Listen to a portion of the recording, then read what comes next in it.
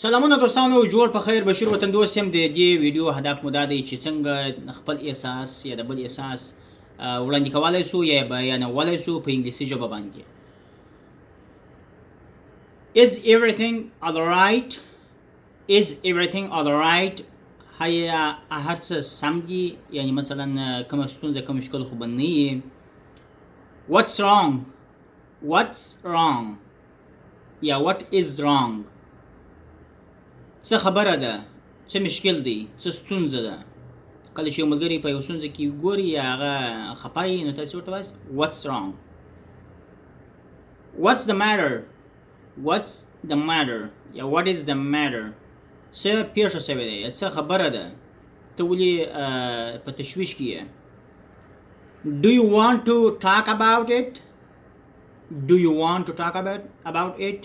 غواړئ چې د دې په اړه باندې خبرې وکړئ. مثلا کوم پیښه شوې، کوم خبره شوې، نو د یو چا څخه پوښتنه کوي، غواړئ د دې په اړه باندې خبرې وکړئ یا مدعیه. I don't think I can be any happier today or at the moment. زه فکر کوم چې زه به اوس یا نن ورځ خوشحاله ونه اوسېږم. مثلا خفه یم، په یو شي باندې مې تشویش دی، یو څوک مې یادېږي. مثلا I feel little sad. I feel little sad.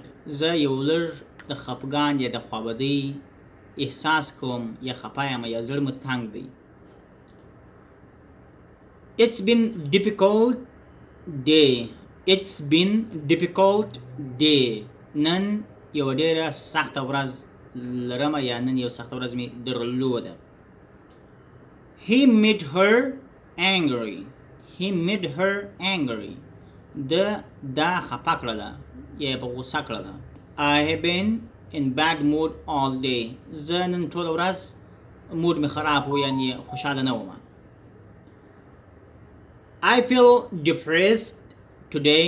I feel depressed today. نن زه خفه یم، یعنی دغه یم، داسې طبیعت مې خراب دی، یا مو خوا بده ده، یا مې نفس تنګ دی، یا مې زړه تنګ دی، یا د فشار لاندې یم. You seem a little blue today. You seem a little blue today. ته نن داسې خسته کنه معلومېږي، خفه معلومېږي. I've got a headache and I feel terrible. د سر درد راته پیدا سو، یا مې سر خوږېږي، درد کوي، یو لږ نو کې داسې بد احساس کوم، یا د ښه احساس نه کوم، یعنی د خوشحالۍ احساس نه کوم. تر بلې ویډیو پورې د خدای په امان.